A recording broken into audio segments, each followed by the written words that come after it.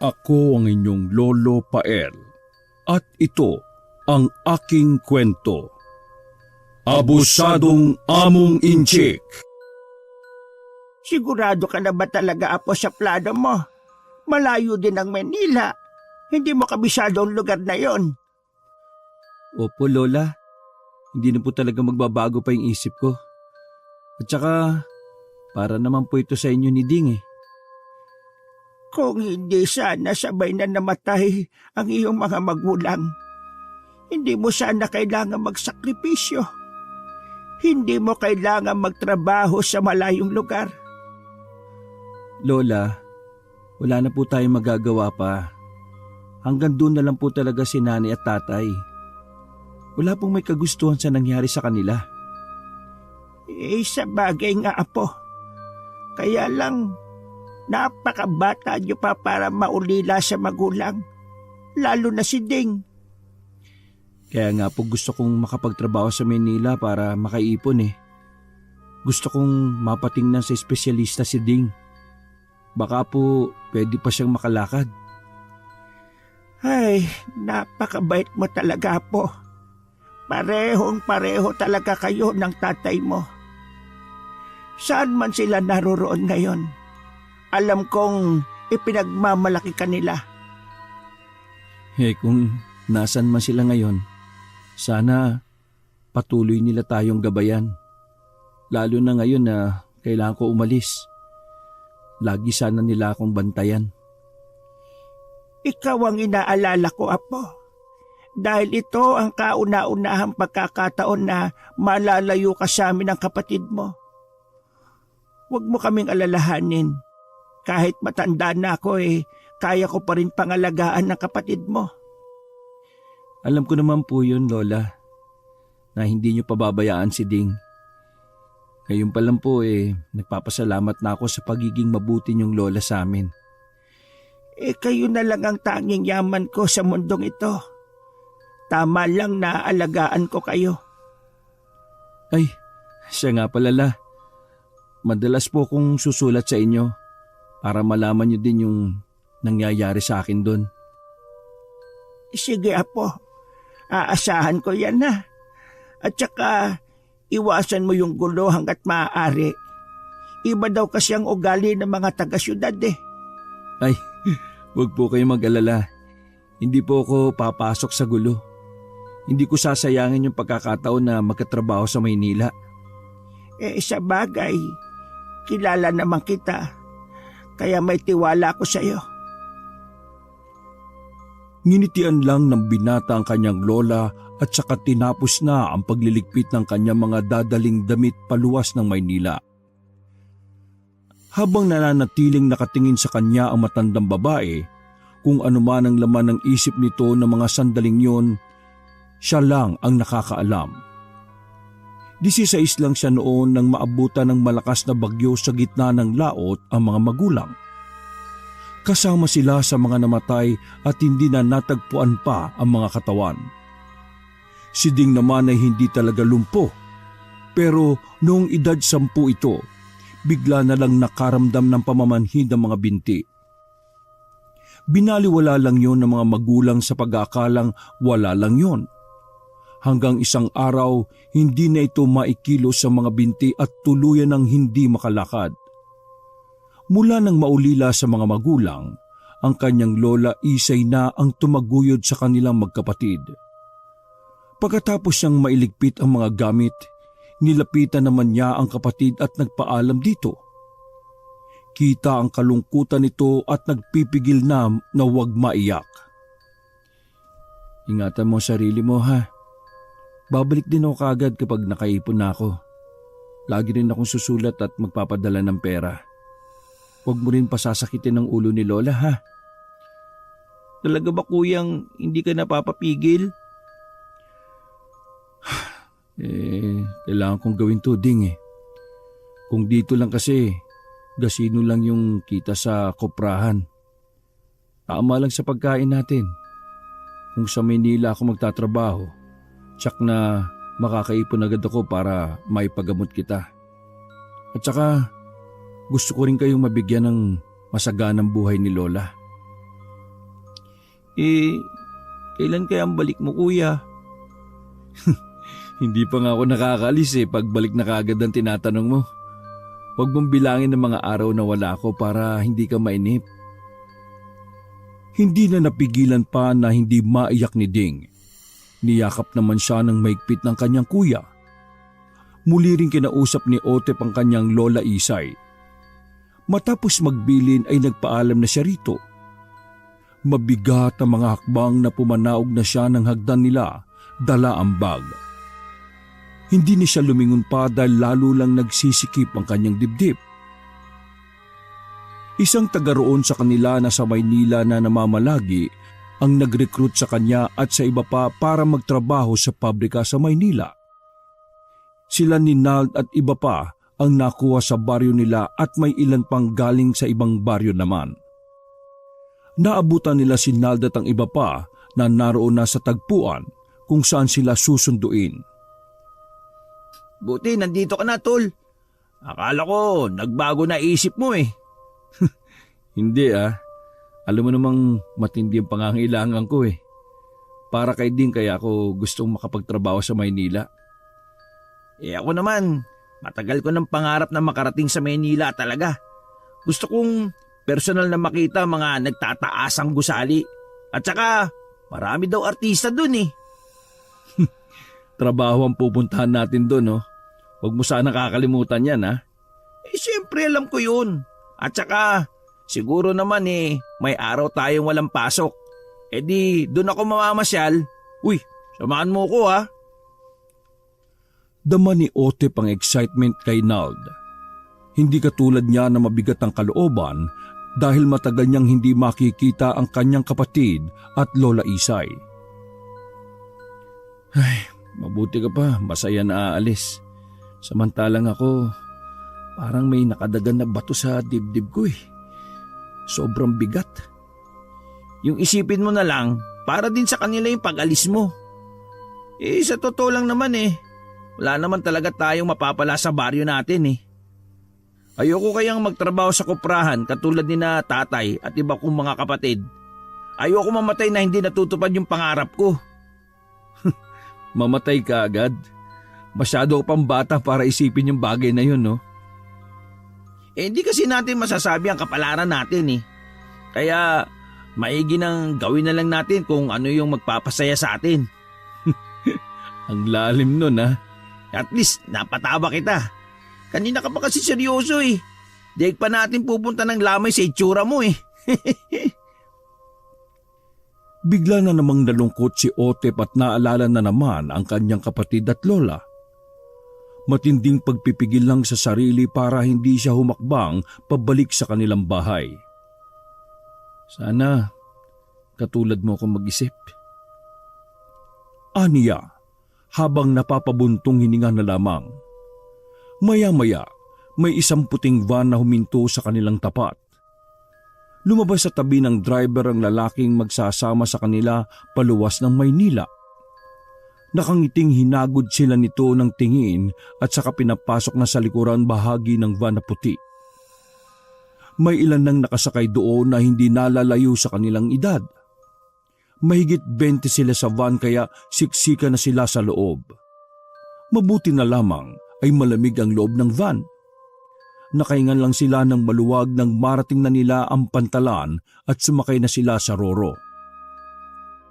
Pagdating naman sa pier, ay may susundo sa kanila na maghahatid naman sa kanila sa magiging amo nila. Ang iba nilang mga kasama ay piniling mamahinga muna. Si Otep naman ay nakatanaw sa malawak na karagatan. Naalala niya mga magulang na kinuha ng dagat. Oh, nandito ka lang pala.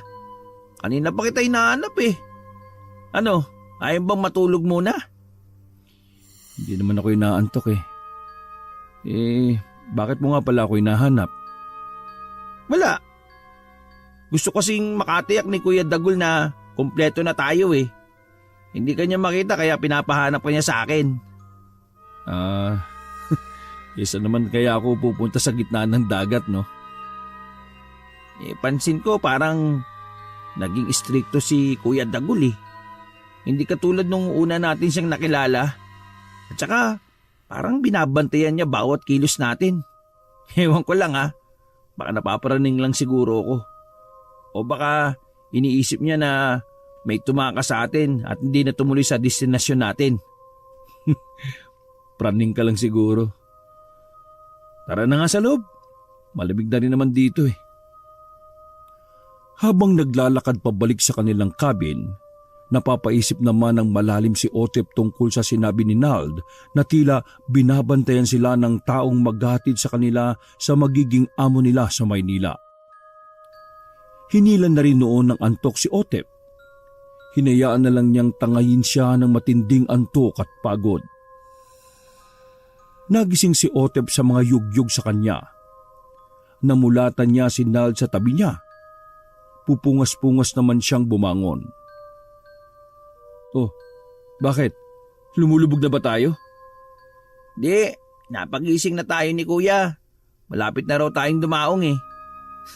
Nananaginip ka pa yata eh. Ah, ganun ba? Napahaba yatang tulog ko. Sinabi mo pa, nagihilig ka pa nga eh. Bagyang namula si Otep. Naghihilig lang kasi siya kapag napapasarap ang tulog niya. Iniba na lang niya ang usapan. Nasa na nga pala yung iba? Ay dun, nasa labas na. Tayo na lang ang iniintay. Tara na. Meron pa daw sasabihin si Kuya Dugul sa atin eh. Nang marinig yun ay dali-dali na niyang kinuha ang bag na kinalalagyan ng mga damit. Sabay na rin silang lumabas ni Nald. Maya-maya, dumaog na ang kanilang sinasakyan sa pier. Kahulihan silang bumaba at may naghihintay na rin na sasakyan sa kanila. Halos ipagtulakan na sila ng mga lalaking kasama ni Kuya Dagul sa loob ng sasakyan. Yun, sa wakas, nandito na rin tayo sa Maynila. Makakakita na rin ako ng mga naglalaki ang gusalit maraming ilaw. Abot tengang ngiti na tura ni Nald sa kanya. Siya naman na natiling tahimik lang. Iba kasi ang nararamdaman niya ng mga oras na yon. Parang may mali. At saka napansin niya ang kakaibang sulyap sa kanila ni Kuya Dagul at ng iba pa. Di ka ba natutuwa na nandito na tayo? Untag sa kanya ni Nald na nakakunot ang mga noo. Napilitan namang sumagot ni Otep dito. Siyempre, natutuwa. Sa wakas makakapagtrabaho na rin tayo. Ay, siguro kailangan ko na rin masanay na ganyan ka palagi. Parang pasan lagi yung mundo eh. Pasensya ka na ha. Iniisip ko kasi sina Lola at si Ding eh. Alam mo naman, ngayon lang ako malalayo sa kanila. Oo naman pre, naiintindihan ko. Pero sana, habang nandito tayo, magturingan naman tayo na para magkapatid. Para kahit papano maipisan yung nararamdaman natin pangungulila sa kanila. Tingin ko kasi, walang pakialam sa atin yung iba natin mga kasama eh. Parang may sariling mundo rin. Oo naman no. Sa lahat ng sinabi mo yan ang pinakagusto ko. Alam mo, kahit sa iisang baryo lang tayo nakatira, nangingilag ako sa iyo eh. Akala ko kasi suplado ka. Patagal ko nang gusto makipagkaibigan sa iyo. Kaya nga lang, nag-aalangan ako lapitan ka eh. Oh, talaga? Akala ko kasi wala talagang gusto makipagkaibigan sa akin dahil kay Lola. Ha? Iyon ba? Hindi naman ako naniniwala sa mga kumakalat at chismis sa atin eh. Wala lang silang magawa kundi pag-usapan yung buhay ng iba.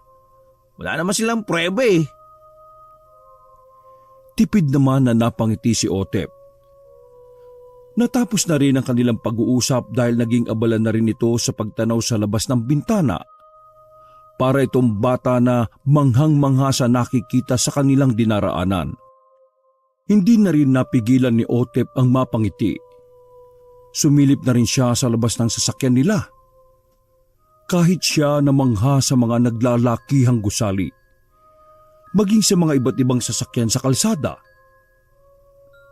Pagkatapos ng 2 oras, pumasok na ang kanilang sinasakyan sa mataas na gate. Doon muling nagsimula ang kaba ni Otep. Unang bumaba si Kuya Dagul at may kinausap itong lalaki sa may gate. Dito na ba tayo magtatrabaho? Siguro. Ganito pala ang pabrikang sinasabi nila, no? Lahat sila ay inilibot ang paningin sa buong paligid. Napapalibutan sila ng matataas na pader.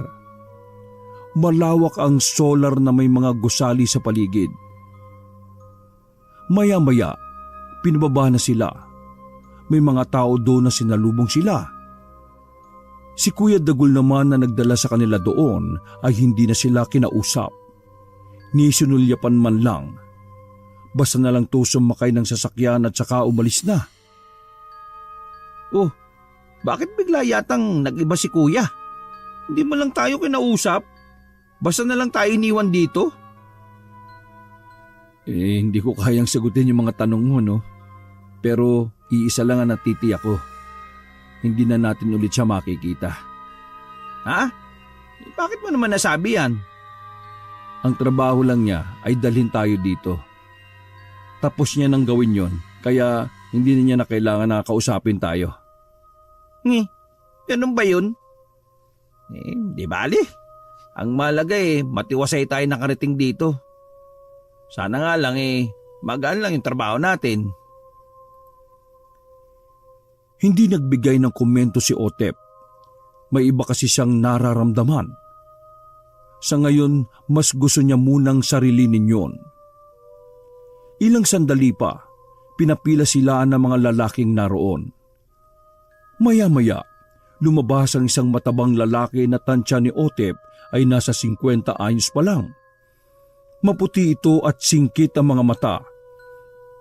Hinuha niya, banyaga ang lalaki. Isa-isa sila nitong sinulyapan habang lumalapit sa kanila. Tumayo ito mismo sa harapan ni Otep.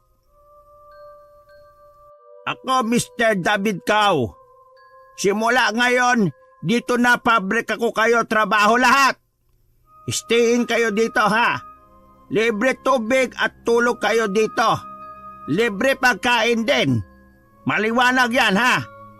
Gusto ko sipag tauhan dito pabrika ko. Kaya para wala tayo problema.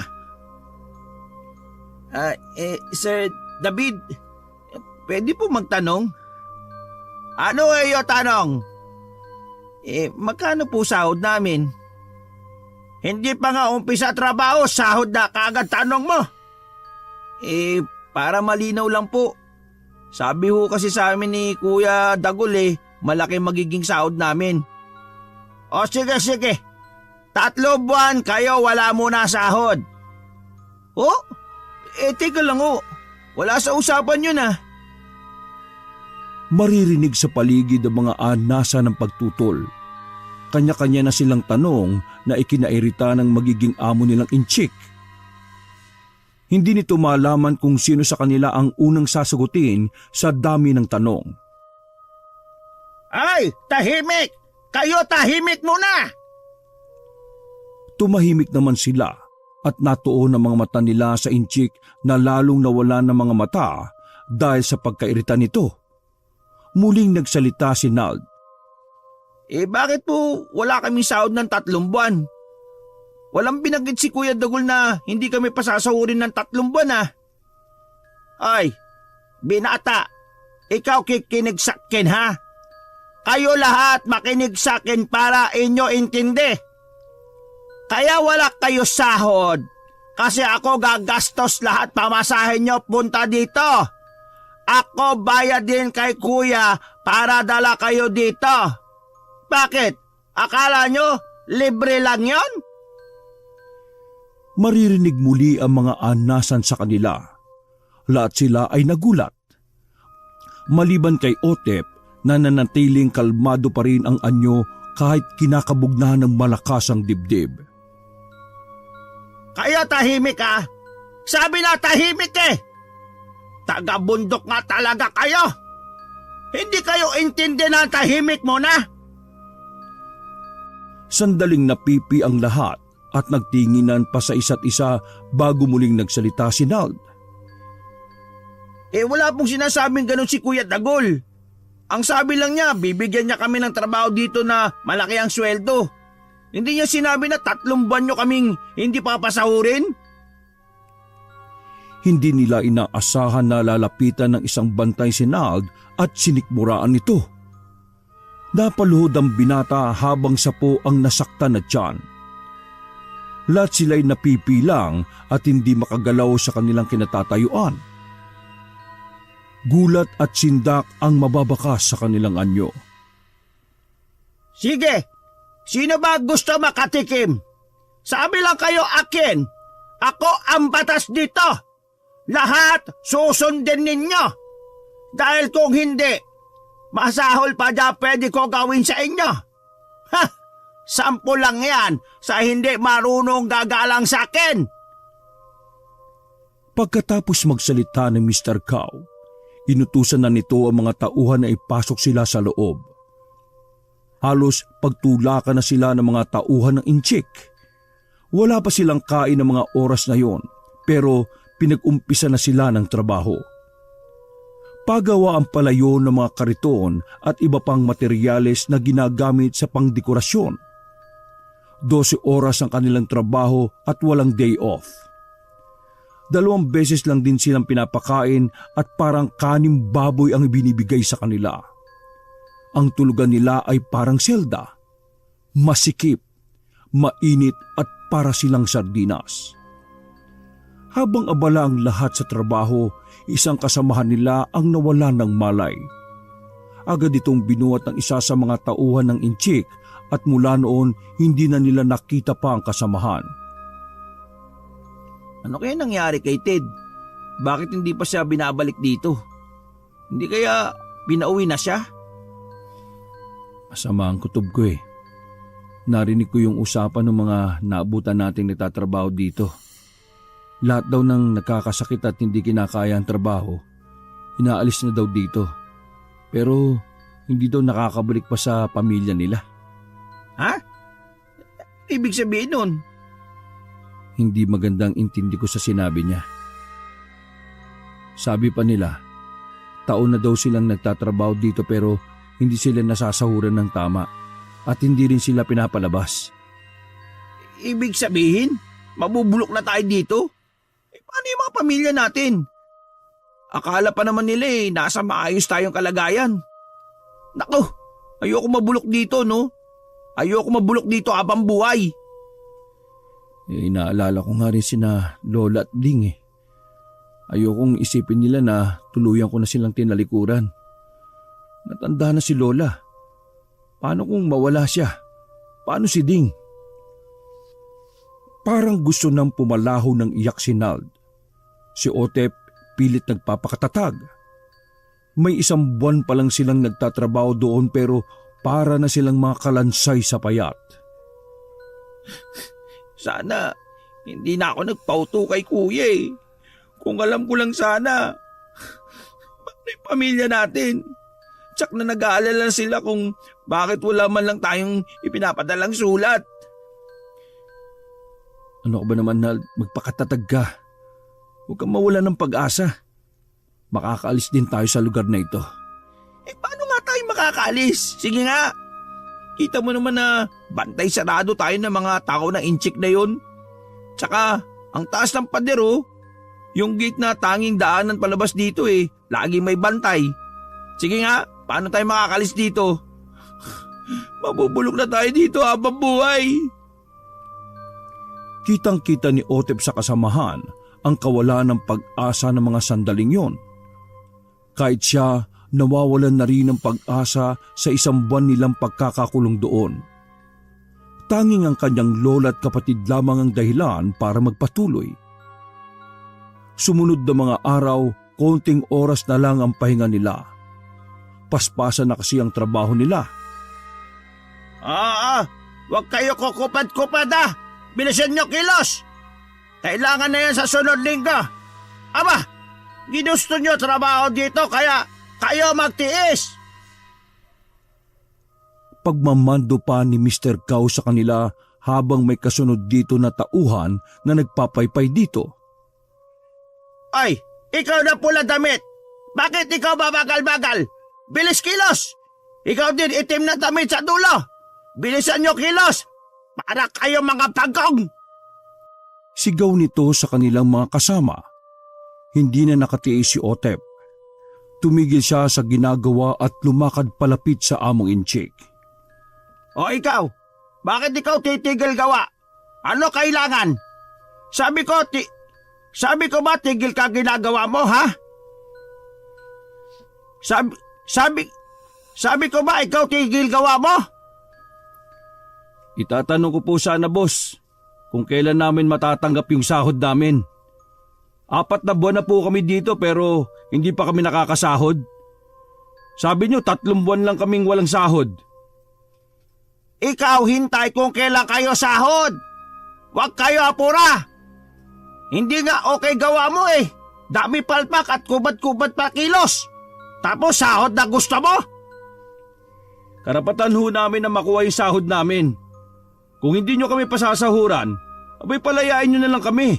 Huwag nyo kaming gawing alipin dito. Sino ka para ako uutos? Balik ka doon! Kung ayaw mo pabugbog kita sa mga tao ko. Hindi ikaw amo dito, no?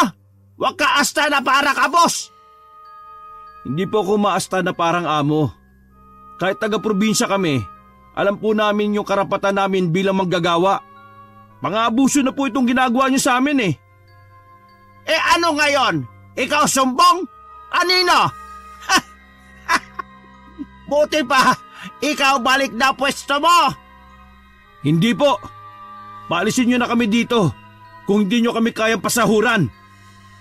Dahil ikaw sagot-sagot sa akin, buong taon wala ka sahod. Magtrabaho ka dito. Kasalanan nyo ba't kayo nandito? Agad kayo paniwala kay kuya. Kumuyom naman ang kamao ni Otep. Parang gusto na niyang basagin ang pagmumukha ng among inchik. Akmang lalapitan niya ito nang palibutan siya ng mga tauhan nito. Ano gawa mo? Akala mo kaya mo ko? Dadaan ka muna sa mga bantay ko dito bago ka dantay daliri mo sa akin.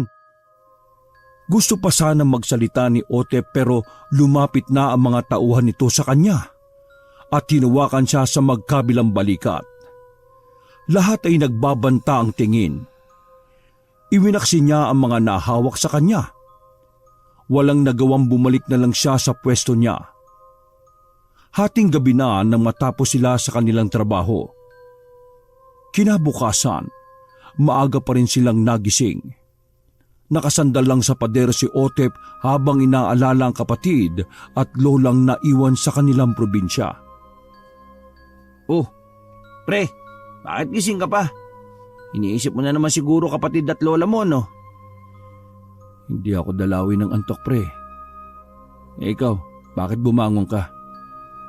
Ang sakit kasi ng buong katawan ko eh. Ang bigat kasi ng ipinagawa sa amin kanina ng amo nating inchik. Grabe, parang hindi tao. Dayuhan lang naman siya dito sa atin pero tayo pang ginagawang alila. Alam mo ba kung saan nila dinadala yung mga kasamahan nating may sakit at nahihimatay? Ha? Hindi ba pinapaalis na lang nila dito? Kasi hindi na kaya yung trabaho.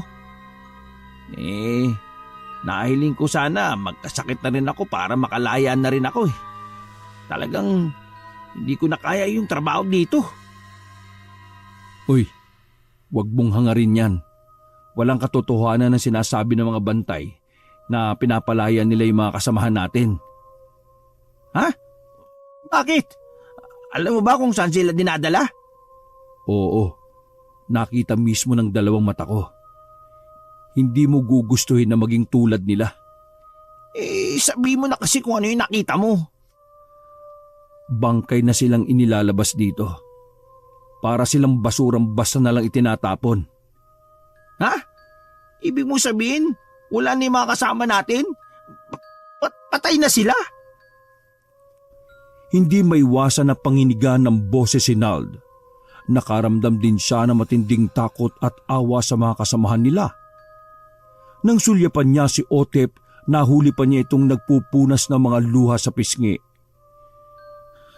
Kailangan makalis tayo sa lugar na ito. Dahil kung hindi, pare-pareho lang tayo nang sasapitin sa kamay ng abusado nating amo. Demonyo yung amo natin. Paano tayo makakatakas dito? Hindi ko pa alam. Basta kailangan natin maging matatag hanggang sa huli.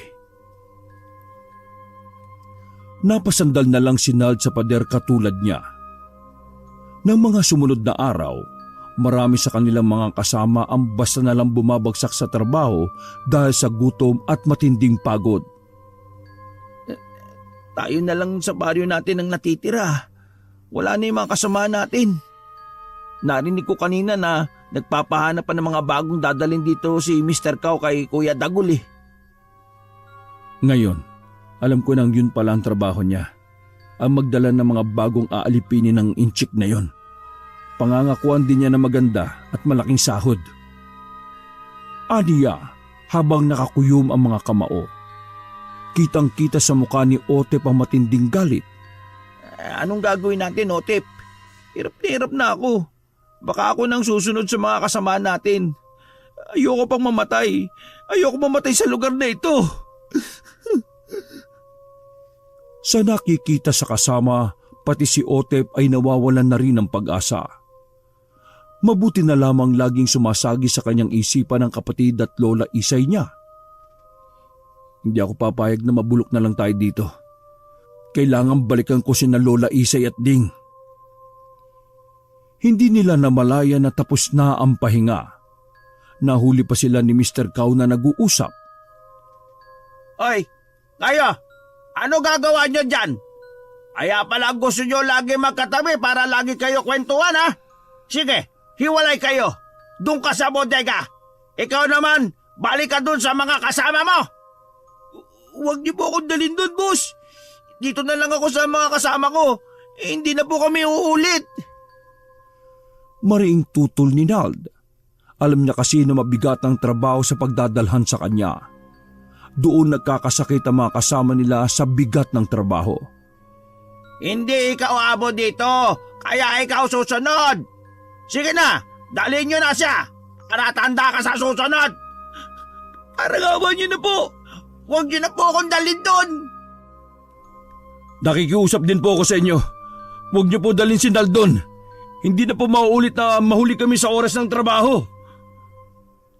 Pagmamakaawa din ni Otep. Halos manikluhod na rin siya sa harap ng amo. Pero nagmistulang bingi ito sa kanilang mga pakiusap. Kinaladkad pa rin ang mga tauhan nito si Nald. At siya naman ay pinabalik na sa mga kasamahan. Ilang araw na hindi nakita ni Otep si Nald. Labis na ang kanyang pag-aalala rito. Batid niya kasi na maliban sa mabigat ang trabaho sa bodega na tawag nila sa kabilang gusali, ay halos wala din nakakatagal doon dahil sa kakulangan ng tubig at pagkain. Sa pagkakaalam din nila, halos 24 oras ang trabaho doon.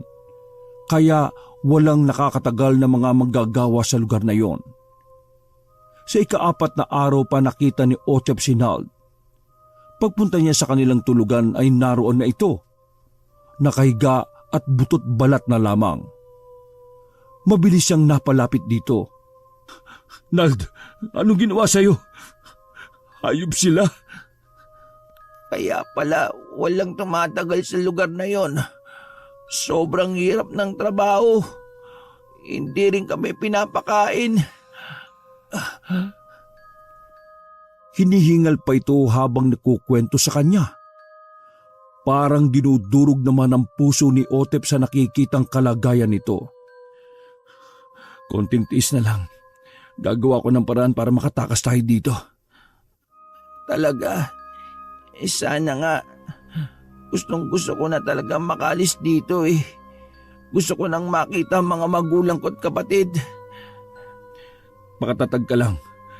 Huwag mo kong iwan mag-isa dito ha. Magkasama tayong aalis dito.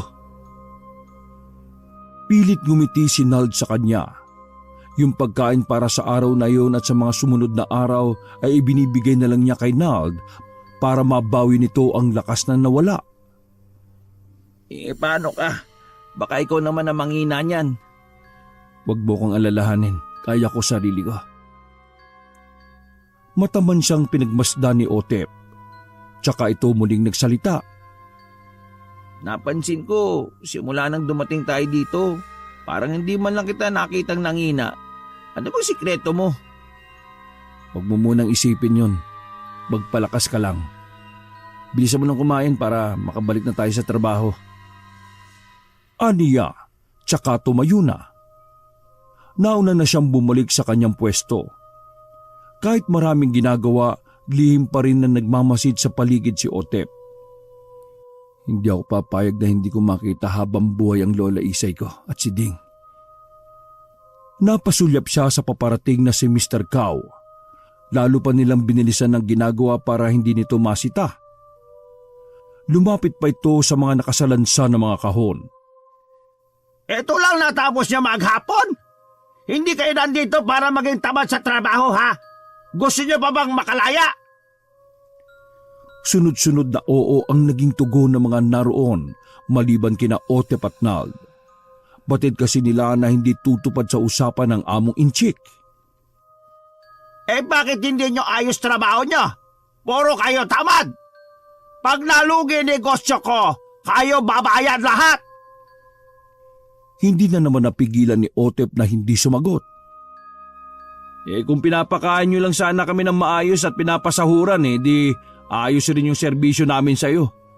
Kaso, daig pa namin ang hayop sa lugar na to Mabuti pa nga yung mga alagang hayop may malinis na inumin at pagkain. Kumakain pa ng 3 beses sa maghapon. Oh, ikaw na naman? Nakakadami ka na, ha? Puro nalang reklamo rinig ko sa'yo. Siguro ikaw sulsul sa mga kasama mo dito kaya sila tamad trabaho. Sinasabi ko lang po yung totoo. Pakawalan mo na kami dito. Dahil kung hindi, baka pagsisiyan mo tong ginagawa mo sa amin. Aba! Tinatakot mo ba ako, ha? Hindi ho. Gusto ko lang na palayain mo na kami.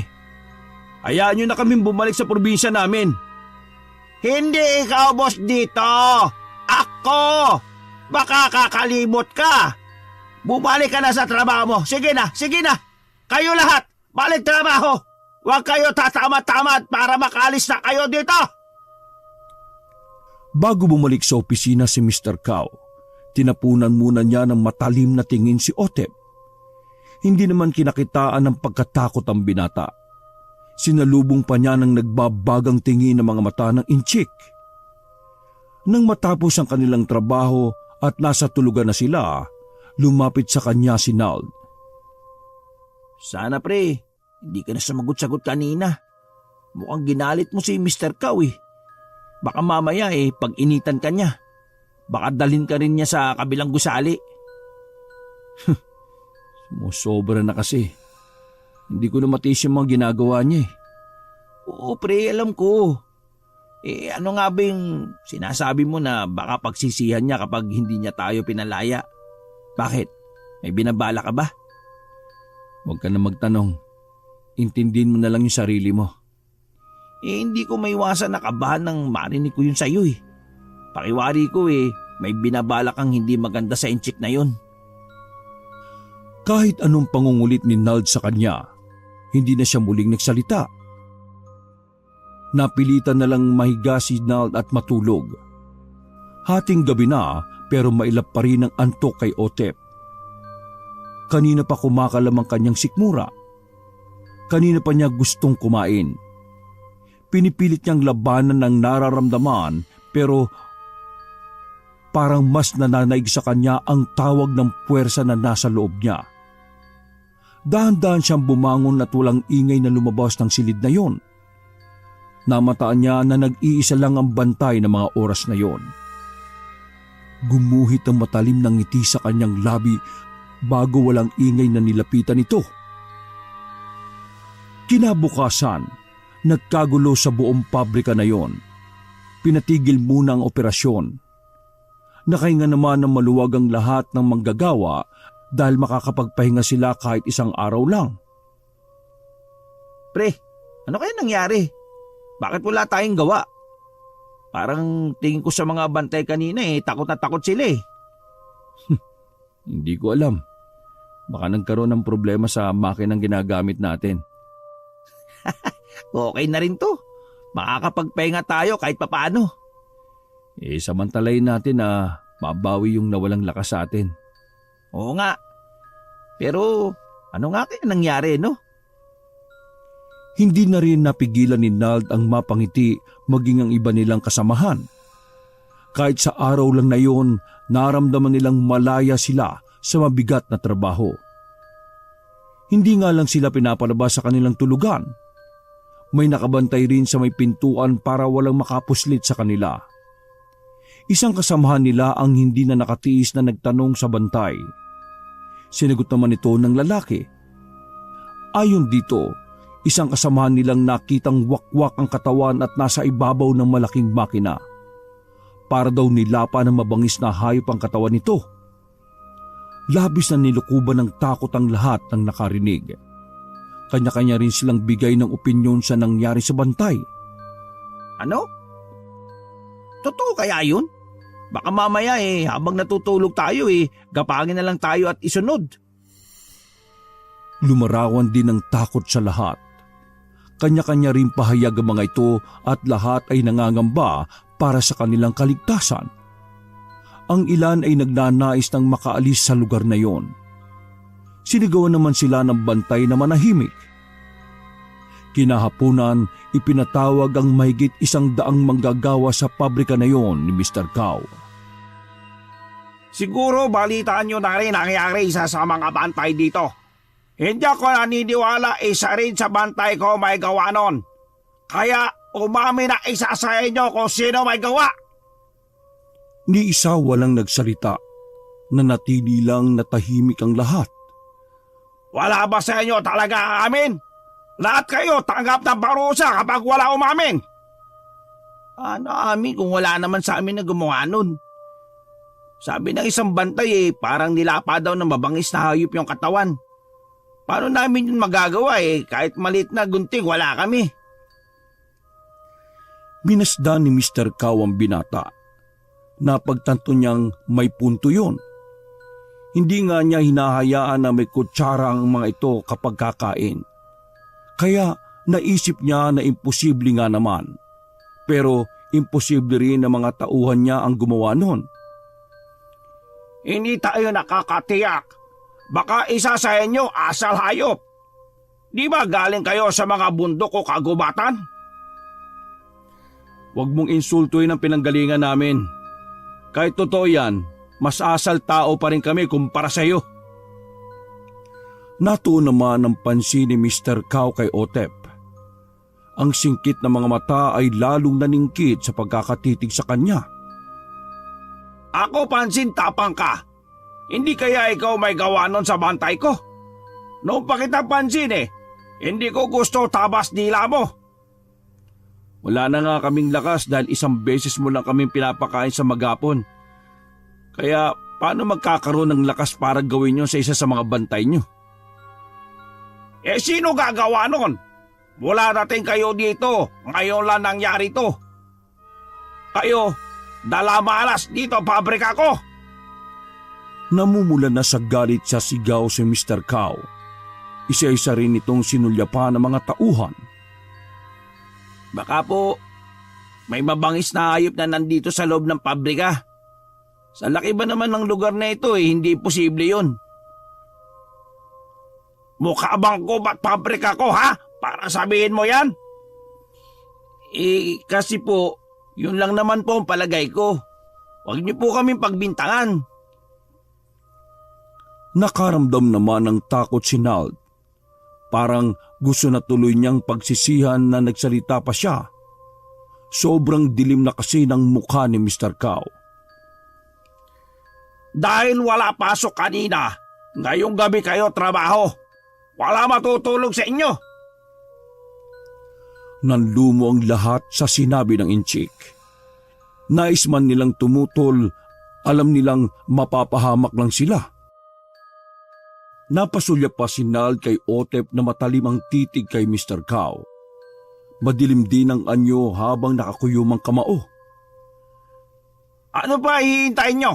Umpisa na trabaho! Pagkatapos bilinan ni Mr. Cow ang mga bantay, tumalikod na ito. Lahat ng manggagawa ay lulugulugong sumunod na lamang. Maghahating gabi na, hindi pa rin sila tumitigil sa ginagawa nila. Si Otep ay kanina pa malikot ang mga mata. Kumuha siya ng tiyempo kung paano makakahiwalay sa mga kasama. Ang bantay na malapit sa kanila ay biglang pumunta sa likuran. Sinamantala naman ni Otep na abala ang mga kasama sa ginagawa. Pumuslit siya sa palikuran. Ilang sandali pa, maririnig na ang nakakakilabot na sigaw ng isa sa mga bantay. Agad na nagtungo ang ilang bantay doon pero ang naabutan na lang nila ay ang wala ng buhay na kasamahan. Wakwak ang dibdib pababa sa tiyan. Halos matanggal na rin ang ulo nito sa liig.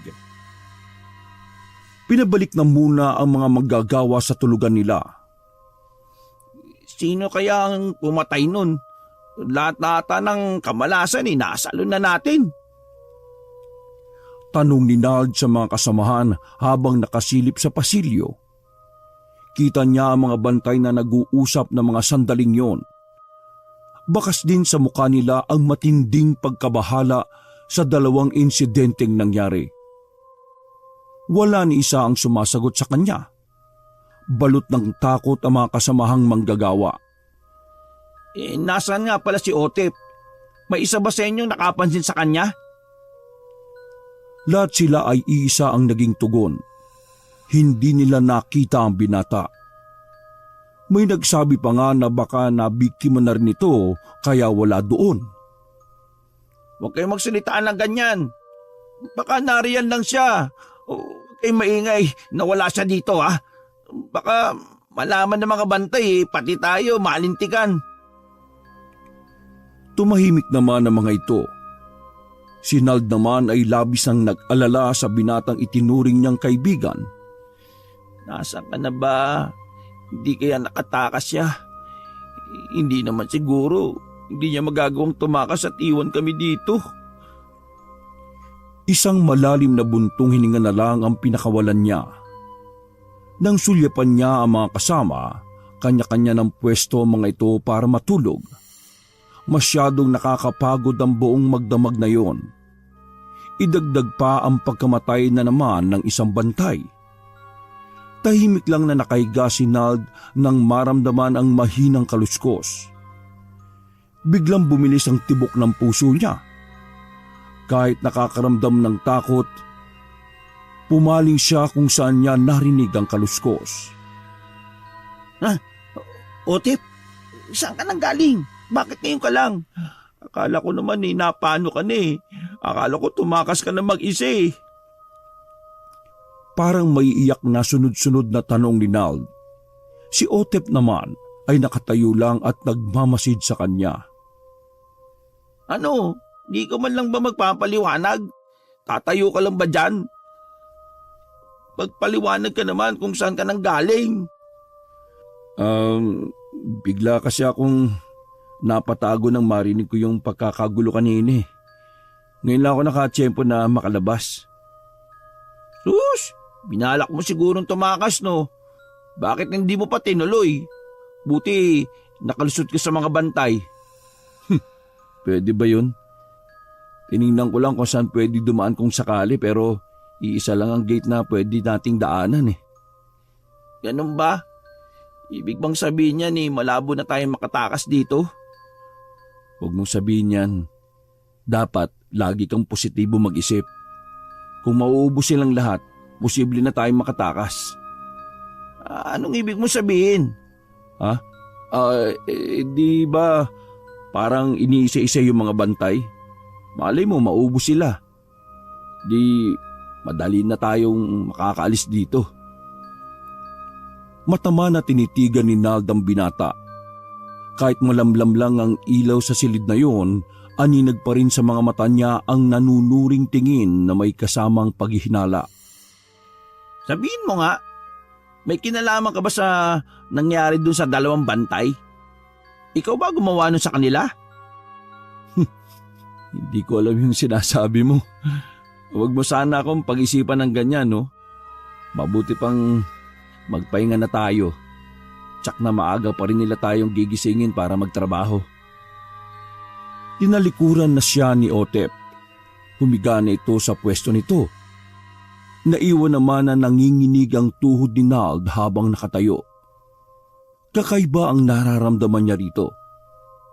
Alam niyang tama siya ng hinala pero pilit niya yung iwinawaksi sa isipan. Imbis na sumunod kay Otep, sa ibang bahagi na lang siya pumwesto habang nakaharap sa direksyon nito. Hindi kaya totoo yung bali-balita sa baryo namin? Baka pati si Otep wag naman sana. Napapitlag pa siya nang biglang tumingin sa direksyon niya si Otep. Blankong ekspresyon ng mukha nito. Hindi natagalan ni Nald ang titig nito kaya umiwas na lang siya ng tingin. Inayos na lang niya ang pagkakahiga. Kinabukasan, maaga pa rin silang pinagtrabaho.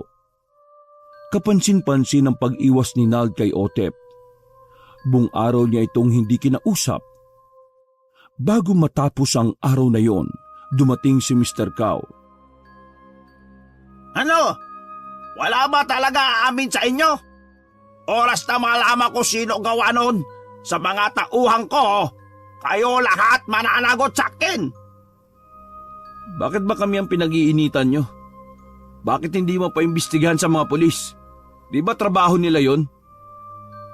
Nag-iba ang timpla ni Mr. Cow. Nagkatinginan naman ang mga bantay na naroon. Ano? Natatakot ka sa mga pulis? Ayaw mong malaman nila ang kalagayan namin dito? Yung ginagawa mong pang-aabuso sa amin, ha? Ikaw tahimik ha? Ununa ko sa iyo. Baka ikaw nasunod ko sa mga tauhan ko. Abusado ka kasi. Baka karma na yan sa'yo. Huwag mo kaming takutin, ha? Hindi na napigilan pa ni Otep ang magpakita rin ng galit sa among inchik. Dalhin sa Bartolina para tanda. Huwag bigyan pagkain at tubig. Kinaladkad ang binata ng dalawang bantay.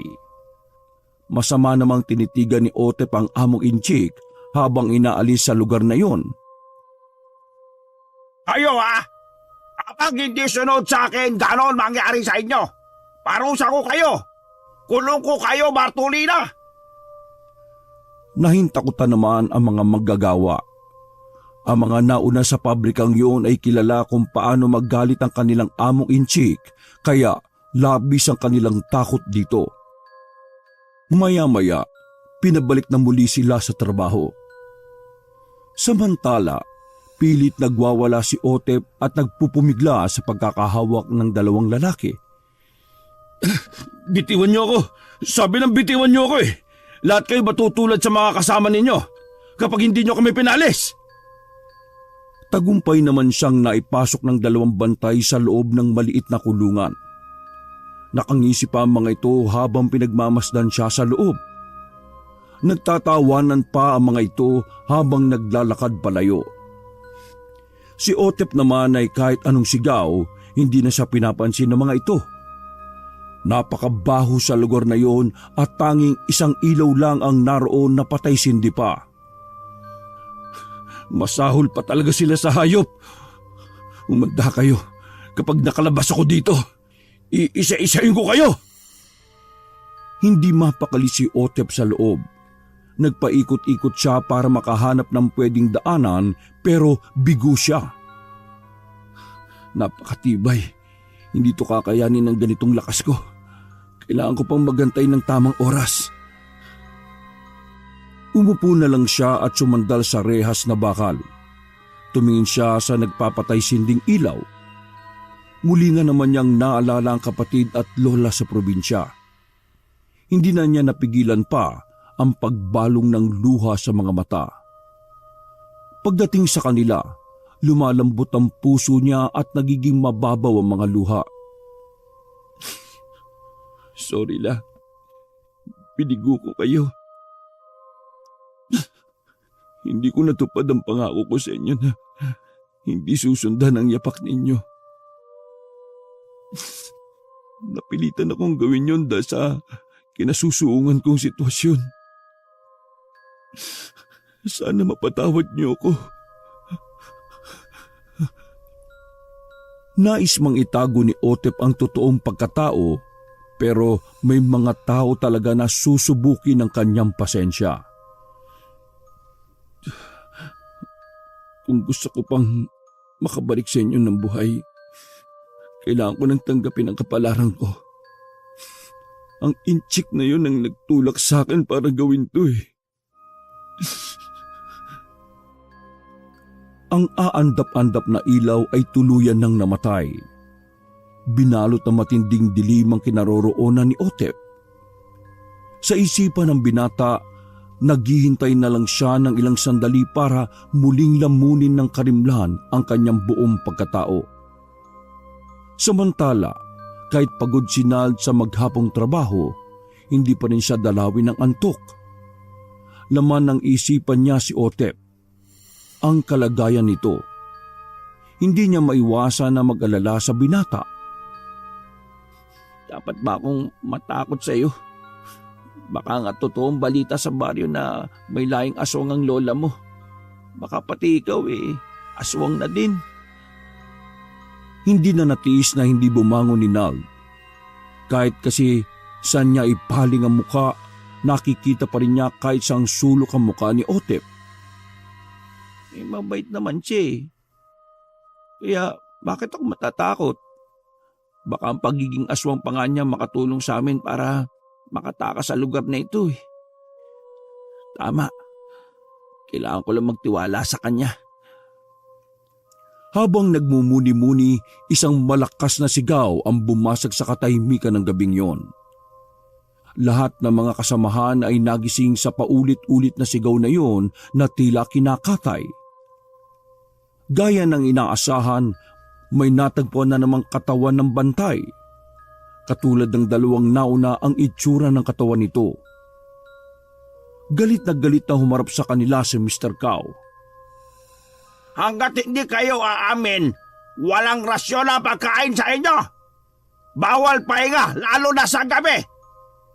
Hindi niyo pwedeng gawin yan. Papatayin niyo ba talaga kami? Ha? Wala ko pakialam kahit mamatay kayo sa gutom. Ako marami kuha na mga papalit sa inyo. Ang sama mong baboy ka. Dayuhan ka lang. Wala kang karapatang alipinin kami sa sarili namin lupa. Ha! Ang talim talaga ng dila mo ha. Ibigay sa kanya mabigat na trabaho. Bantayan nyo na huwag siya titigil. Ay tubig, huwag bibigyan. Walang magawa kundi magpuyos na lang sa galit si Nald. Awang-awa naman sa kanya ang mga kasama. Halos man lupaypay na si Nald sa bigat ng trabaho niya. Napakainit din sa pwesto niya. Tuyong-tuyo na rin ang lalamunan dahil sa matinding uhaw. Walang emosyon naman na nakatingin lang sa kanya ang bantay. Kuya, pwede namang makahingi ng tubig. Sige na po, kahit isang baso lang. Nangihina na kasi ako sa matinding uhaw Binulyawan lang siya ng bantay at sinabing bumalik na sa trabaho kung ayaw maparusahan. Walang nagawa si Nald kundi ituloy ang ginagawa. Hindi ko na yata kaya. Patawad, Nay. Tay, mga kapatid ko. Ang huling natatandaan ni Nald ay ang pagdidilim ng paningin bago bumagsak sa maruming sahig. Lumapit naman sa kanya ang bantay at tinawakan siya sa bandang leeg. Lumapit naman ang iba nitong kasamahan bago binuhat ang katawan ng binata palabas sa lugar na yon. Nagising si Nald sa mabahong amoy na paligid. Parang gustong bumaliktad ng kanyang sikmura. Nasaan ako? Anong lugar to? Kahit nangihina, pinilit niyang tumayo at naghanap ng makakapitan. Sinanay niya ang mga mata sa dilim. Meron namang maliit na siwang na nilulusutan ng liwanag mula sa buwan. Tambakan ata ito ng mga basura, kaya ang baho. Pasuray-suray niyang nilapitan ng siwang at sumilip doon. Wala siyang makita na kahit na ano, maliban sa maliwanag na buwan. Bilog pala ang buwan. Sabi nila kapag ganitong kabilugan mas malakas sa mga aswang. Sana nga totoo na lang yung inala ko kay Otep. Dahil sa panghihina, padaus-us siyang napaupo sa mamasa-masang baldosa. Otep, nasan ka na? Tulungan mo ko. Nandito ako. Samantala, nararamdaman naman ni Otep na nangangailangan ng tulong niya ang kaibigan. Hintayin mo ko. Hahanapin kita. Lingid sa binata, patungo sa kinaroroonan niya ang bantay. Unti-unti na noon nagbago ang kanyang anyo. Hindi niya nagawang hubarin ang kasuotan. Napunit yun at nagkapira-piraso. Saktong nagpapalit siya ng anyo nang biglang lumitaw ang bantay. Nasaksihan nito ang pagkumpleto niya sa kanyang anyo bilang aswang. Kitang-kita sa mga mata nito ang takot na ultimo ang pagsigaw ay hindi na nagawa. Agad na sinira ni Otep ang rehas at nilundagan ang bantay. Walang awa niya itong pinugutan ng ulo at winakwak ang dibdib pababa sa tiyan.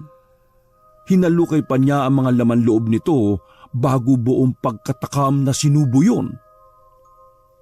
Pagputok ng liwanag, bangkay ng katawan agad ang bumungad sa kanilang lahat.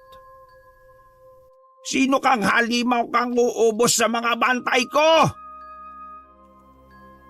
Lahat nakatungo at walang gustong magsalita. Kitang-kita naman sa namumulang mukha ni Mr. Cow ang matinding galit. Wala talaga sasalita sa inyo? Ha, sige, galit niyo ko ha? Tinawag naman ni Mr. Cow ang kanang kamay nito at nag-usap na sila lang ang nakakaalam. Nakaramdam naman ng takot ang mga manggagawa. Pakiramdam nila may masamang mangyayari sa kanila. Muli silang binalikan ni Mr. Cow. Malas ka nito negosyo eh. Kapag ako lugi, kayo sisihin ko. Kayo bayad malaki sakin. Pagbabanta pa nito bago tumalikod at pumasok sa pinaka-opisina nito. Pagkapasok, agad itong lumapit sa upuan nito at pabagsak na naupo. Ay, sino kaya gawa nun sa akin mga bantay? Simula lang dating dito huling dalan ni kuya, tsaka ganun nangyari. Akin sigurado, isa sa kanila gawa nun. Tumaas baba ang dibdib ni Mr. Cow sa emosyon na nararamdaman. Kailangan akin kausap Kuya Dagul. Bakit kasi tagal siya punta dito? Puro na lang siya busy. Hindi talaga maasahan. Puro lang siya pera. Mabilis pa 4:00 pag pera na. Nang gabing yon, dumadaing na ang mga manggagawa dahil sa matinding pagod na nararanasan. May ilan na nahimatay na sa matinding pagod. Kahit kabataan pa halos ng iba sa kanila, marami pa rin ang hindi nakatagal sa klase ng trabaho nila sa pabrika. Kasalukuyan din kausap ni Mr. Cow si Kuya. Sinisermonan nito ng inchik kung anong klase mga tao ang dinala niya dito sa kanya. Puro mga bata, pabagal naman kikilos. Dala pa malas sa akin eh. Marami ako bantay, wala na. Hindi ko alam sino papatay sa kanila. Kahit ang lalaki ay nagulat nang ibalita yon ng inchik sa kanya. Hindi niya rin kasi kayang ipaliwanag kung anong klaseng hayop ang may gawa nun sa mga bantay. Ayoko na sa mga yan. Kuha ka ulit bago. Gusto ko yung menor de edad naman para lakas resistensya. Kaya labanan ang puyat. Gusto mang tumutol ni Kuya, tumango na lang siya. Gusto sana niyang sabihin na sasabit naman siya kung puro minor de edad ang kukunin niyang manggagawa sa pabrika nito. Hindi na siya nakahuma pa. Kita niya kasi sa mukha nito ang pagkadismaya sa kanya. Sumang-ayon na lang siya sa lahat ng sinasabi nito at plano sa mga manggagawa. Nang makaalis si Kuya, pinulong ni Mr. Cow ang mga bantay niya. Inyo talas mga mata nyo ha. Bantay kayo maigi. Sayang babayad ko sa inyo. May isang bantay na hindi nakatiis na magsalita. Sinabi nito ang hinala niya na baka aswang ang may gawa nun sa mga kasama. Maniwala kayo, kwento na yan. Gawa-gawa kwento lang yan. Hindi yan totoo.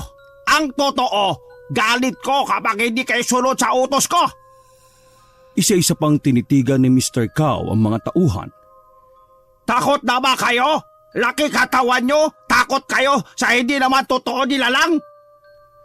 May isang bantay pa na nagsabi naman na sa probinsya nila totoo ang aswang. Sige, ikaw dala isa. Pakita mo sa akin para ako maniwala. Takot mo pa mga kasama mo?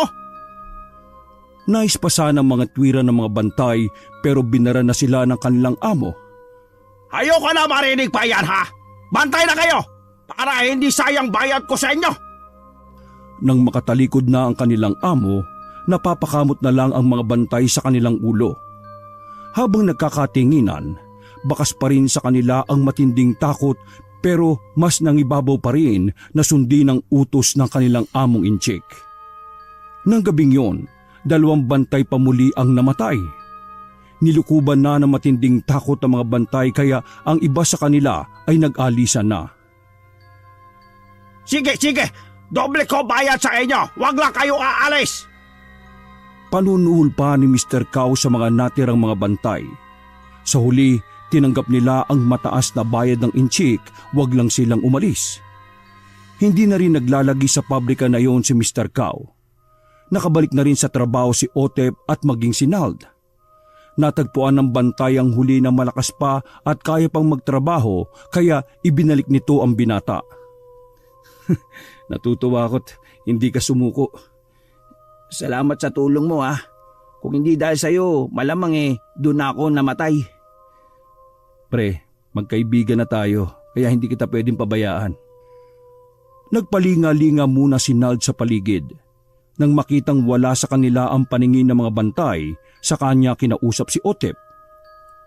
Balita ko, konti na lang ang natitirang bantay sa buong pabrika Tingin ko, kaya na natin silang takasan. Hindi ba tayo maaaring umalis? Oh, bakit naman? Kailangan nating samantalayin na konti na lang yung mga nagbabantay. Baka sa susunod na mga araw dumami na yung mga yan. Kailangan ko munang pagbayarin si Mr. Cow sa mga kasamaan niya. Ha? Para ano pa? Hindi na natin may babalik yung mga nangyari. Ang kailangan natin, samantalahin ang pagkakataon. Hindi naman nakaimik si Otep. Nasa mukha niya ang pag-aalangan sa gustong mangyari ni Nald. Nang matagal na siyang hindi sumagot, muling nagsalita si Nald. Ayaw mo bang makasama na ang lola at kapatid mo? Siyempre gusto. Sabik na ako na mayakap sila at makasama. Yun pala Huwag mo nang isipin na gumanti kay Mr. Cow. Ipaubaya mo na lang sa taas yung mga ginawa niya. Bumalik na sila sa ginagawa nila nang mapansin na sila ng mga bantay. Nang gabing yun, habang nagpapahinga sila, muling nag-usap ang dalawa sa planong pagtakas. Napansin ko kapag araw ng linggo, konti lang ang bantay. Ayon sa mga narinig ko yung iba daw kasi nagde-day off ng araw na yun. Doon tayo tsumempo ng pagtakas. Okay, sige. Paano yung mga kasama natin? Hindi ba natin sila isasama? Kung marami kasi tayo, baka mabulilyaso yung plano natin. Balikan na lang natin sila. Napatitig na lang si Otep sa kaibigan. Batid niyang mabigat din ang loob nito na iwan ng mga kasamahan nila. Pero naisip din niyang tama din ito. Baka lalo silang hindi makatakas kung isasama pa ang mga kasama. Kinabukasan, araw yun ng Sabado. Kanina pa aligaga ang dalawa. Malikot ang mga mata nila sa paligid. Alam mo bang dumating si Mr. Cow kanina? Ha? Talaga? Di ba kapag araw ng Sabado hindi yung pumupunta dito? Nagkibit balikat muna si Nald bago sumagot sa kanya. Patuloy rin ito sa ginagawa para hindi sila mahalata ng mga bantay. Yun din ang alam ko. Baka may importanteng gagawin dito sa pabrika. Napaisip naman si Otep bago nilingon ng mga bantay. Mamayang hating gabi na natin isasagawang pagtakas. Biglang napalingon sa kanya si Nald. Sandali rin itong inihinto ang ginagawa. Oh, bakit nagbago isip mo? Dahil kay Mr. Cow. Ay nako, kung ano man yung pinaplano mo, huwag mo nang ituloy. Hayaan mo na lang siya. Tumigil sila sa pag-uusap ng sumigaw ang bantay. Lumapit din ito sa kanila at pinaghiwalay sila. Nagbanta din ito na may masamang mangyayari sa kanila oras na mahuli ulit silang nagkukwentuhan. Sumapit ang gabi. Nakita pa ni Nald ang pag-alis ni Otep. Natsak niyang pupuntahan ito ang kanilang among Inchik. Ay nako, tigas talaga ng ulo nito. Sinabi lang, hayaan na lang eh. Wala siyang nagawa kundi magpatay mali siya na lang at ituloy ang ginagawa. Pasado 10:00 na nang patigilin sila sa kanilang trabaho. Samantala, sa madilim na bahagi, naghihintay lang ng tamang oras si Otep. Ilang sandali pa, lumabas siya sa bahaging yon na hindi pa nakukumpleto ang pagpapalit ng anyo. Pumasok siya sa opisina ni Mr. Cow. Naabutan niya itong nakayuko at abala sa kung anong ginagawa sa papeles. Narinig nito ang pagbukas nito sa pinto ng opisina. Di ba sabi ko sa iyo, Reynante, huwag mo ko abalahin? Hindi ka ba intindi? Anito nang hindi nag-aangat ng ulo. Sa pag-aakalang ang kanang kamay ang pumasok.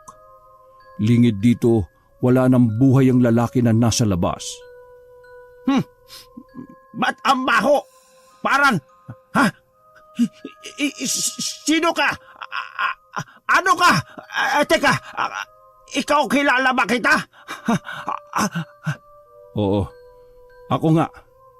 Sadya ko talagang ipakita sa iyo ang anyo ko. Masdan mong maigi ang naman ako sa aming pamilya. Dahil sa iyo, kailangan kong yakapin ang madilim na bahagi ng pagkatao ko. Ikaw awas sa akin. Huwag mo kapatay. Ano iyong gusto? Pera? Ako bigay pera. Sa iyo na lahat. Basta huwag mo kapatay. Akin na alam na. Iyong gusto laya. Sige, kayo alis na. Kasama mo. Isama mo sila lahat. Ikaw awas sa akin. Hindi ka nga naawa sa amin eh. Bakit ako maaawa sa iyo? Ako lahat gawa. Huwag mo lang ako paktay. Ikaw awa sa akin. Ako meron na asawa. Ako meron na anak. Ako meron apo. Anito sa pinaghalong luha at sipon habang nagmamakaawa sa kanya. Ngumisi lang si Otep at humakbang palapit dito. Binalaan na kita, di ba? Hindi ka nakinig. Bahagya nang dumilat ang singkit na mga mata ni Mr. Cow habang nakatingin sa kanya.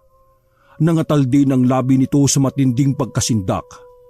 Nang umangil si Otep, napatalon pa ito sa kinauupuan at nagtago sa ilalim ng mesa nito. Hinila naman ni Otep ang nakalabas nitong paa at saka walang awang dinukot ang puso nito at isinubo. Dinig naman sa buong pabrika ang huling sigaw ng abusadong Inchik. Pagdating ng mga bantay, bumungad naman sa kanila ang wala ng buhay na si Mr. Cow. Katulad ng mga nauna ang itsura ng bangkay nito. Lahat sila nilukuban ng matinding takot. Hindi nila malaman kung ano ang gagawin ngayong patay na ang kanilang amo. Nang mga oras na yun, kasalukuyan ang nasa labas na ng pabrika sina Otep at Nald. Ano, hindi ba tayo aalis? Baka may makakita pa sa atin dito, madamay pa tayo. Uy, teka lang. Gusto ko lang makasiguro na mauhuli lahat ng mga bantay at makakalaya na yung mga kasama natin. Akala ko ba wala kang pakialam sa mga kasama natin? Alam ko naman na naging makasarili ako. Gusto ko na kasing makaalis nun eh. Kaya sinabi ko yun.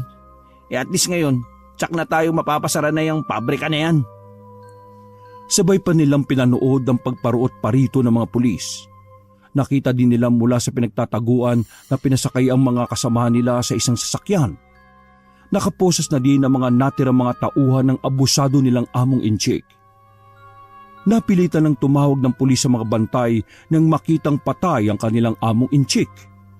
Nabunyag tuloy ang pang-aabuso sa mga manggagawa sa pabrika na yon. O tara na, bago pa nila tayo makita dito, lalo tayo hindi makakauwi sa atin. Tumangulang sinald at sinulyapan pa nila pareho ang nangyayari sa pabrika na ilang buwan ding naging impyerno sa kanila. Pagdating sa baryo nila, nagkanya-kanya na sila ng uwi sa kanilang pamilya. Nagulat pa si Lola Isay nang makita ang apo sa di kalayuan. Ilang beses pa nitong kinurap-kurap ang mga mata. Pero si Otep nga ang naglalakad palapit sa kanya. Lola, nandito na po ako. Bumalik na po ako. Apo! Ikaw ka ba yan? Ikaw nga! Apo ko!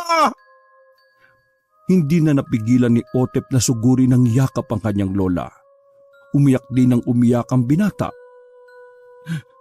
Patawarin mo ako, Lola, kung ngayon lang ako. Ang dami po kasing nangyari. Nang isang buwan nang hindi ka man lang sumulat gaya ng pangako mo. Alam kong may masamang nangyari sa iyo. Pero umasa pa rin ako na babalik ka sa amin. Hindi ako nawala ng pag-asa na makakasama ka pa rin namin. Pinahid ni Lola Isay ang mga luhang naglanda sa kanyang mga pisngi. Ilang sandali pa ay inaya na siya ng matandang babae na pumasok na sila sa loob ng kanilang bahay. Naging madamdamin din ang muling paghaharap ng magkapatid.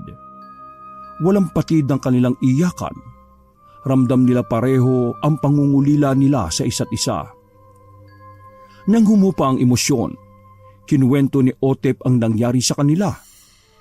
Maliban sa pagiging aswang niya, wala kasing alam ang kanyang kapatid sa lihim ng kanilang pamilya. Galit na galit ang kanyang Lola Isay at kapatid sa sinapit niya. Mabuti na lang po, nakatakas kami.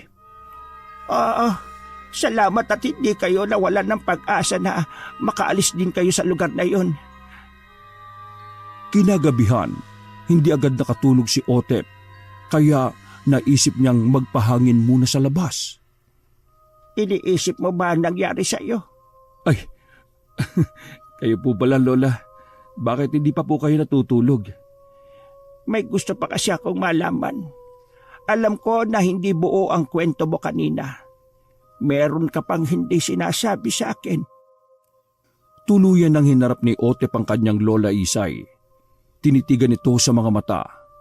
Batid niya na may alam na ang matandang babae sa kanya. Patawad, Lola. Hindi ko na po napigilan eh. Sa sobrang hirap na dinanas ko at na mga kasama namin, tinanggap ko na lang ang kapalaran ko. Sabi ko na nga ba, nang dumating kang iba na ang amoy mo, iba na ang naaamoy ko sa iyo. Hindi ako naggalit para sisihin ka pa. Nauunawaan kita, Apo. Salamat po, Lola. Sana hindi na sumunod sa yapak natin si Ding. Mas gusto ko pong maging normal ang buhay niya. Sana nga lang, Apo. Hanggat maaari ayaw kong maranasan niyo ang hirap na pinagdaanan ko noon. Kung paano pandirihan ng mga tao at husgahan. Salot ang tingin nila sa mga katulad natin. Napayuko na lang si Otep. Batid niya sa pagtanggap niya sa kanyang kapalaran, hindi malayo na maranasan din niya ang naranasan ng kanyang Lola Isay. Pero inihanda na niya ang kanyang sarili sa bagay na yon. 2 linggo na siyang nakakauwi nang dalawin siya ni Nald. Pre, pasensya ka na kung ngayon lang kita nadalaw ha. Para pa kasi akong binabagungot eh. Tsaka dami kasing tanong ng mga pamilya ko sa nangyari sa atin. Naiintindihan naman kita, pre. Tsaka Di naman ako umasa na dadalawin mo pa ako pagbalik natin dito. Uy, ano ka ba? Magkaibigan na tayo, di ba? Natural na pupuntahan kita dito sa inyo. Talaga palang tinutuo mo yung sinabi mo na maging magkaibigan tayo. Oo naman, no? Siya nga pala. May gusto sana akong sabihin sa'yo. Dapat nung nasa pabrika pa tayo, kaya lang natatakot ako nun eh. Tungkol ba saan yan? Alam ko kasi yung lihim mo eh. Napatda naman si Ote pero hindi nagsalita. Nun pa may hinala na siya na may alam na si Nald sa kanyang sikreto. Pero, pre, wag ka mag-alala. Ligtas ang sikreto mo sa akin. Sa laki ng utang na loob ko sa'yo. Kahit sa ganong paraan man lang makabayad ako sa'yo. Salamat ha. At saka, hindi naman ako naniningil sa mga nagawa ko sa iyo ako nga dapat ang magpasalamat sa iyo, pre. Kung hindi dahil sa iyo, malamang bumigay na ako nun eh. Parehas lang tayo nun. Humugot ng lakas ng loob sa isa't isa. Sabay na silang napangiti na dalawa. Naging malalim pa ang kanilang pagkakaibigan sa paglipas ng panahon. Nabalitaan din ni Otep ang pagbabalik sa kanilang baryo ni Kuya Dagul. Nang gabing yon, namamahinga na ito sa kanilang bahay, inatake ito ni Otep para wala na muling mabiktima. Kahit batid ni Nal kung sino ang may gawa sa nangyari sa lalaki, mas pinili pa rin niyang itikom ang bibig. Sa likod ng isipan niya, alam niya na tama lang yon sa lalaki. Sa ginawa nito sa kanila at sa iba pa nitong mga biktima. Sa mga sumunod na taon, kinailangan nang umalis sa baryo na yun ang pamilya ni Otep. Habang tumatagal kasi, hindi na niya makontrol ang pagkahayok niya sa laman. Natatakot siya na mabunyag sa taong baryo ang tunay na pagkatao niya bilang aswang. Mula noon, hindi na sila nakita pa sa baryong yon. Wala rin nakakaalam kung saan sila naroroon. Maliban kay Nald, na hanggang sa hukay, dinala niya ang lihim ng kaibigan. Wakas! Ako ang inyong Lolo Paer.